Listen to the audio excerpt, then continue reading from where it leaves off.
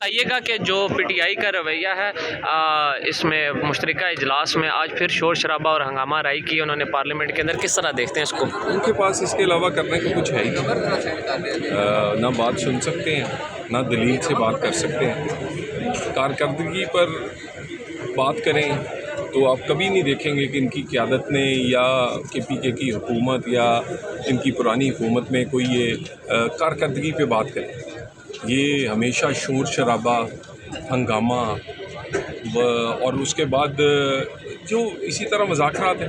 مذاکرات سے کیوں علیحدہ ہوئے ہیں؟ کیونکہ ان کے پاس دلیل نہیں ہے، یہ کسی کی بات سن نہیں سکتے۔ مذاکرات میں بات کرتے بھی ہیں اور سنتے بھی ہیں، انہیں سننے کی عادت ہی نہیں ہے، دلیل سے بات کرنے کی عادت ہی نہیں ہے، اپنی دلیل سے بات بنوانے کی اور ماننے کی عادت نہیں ہے۔ تو ایسے لوگ پارلیمنٹ میں کیا رول پلے کر سکتے ہیں؟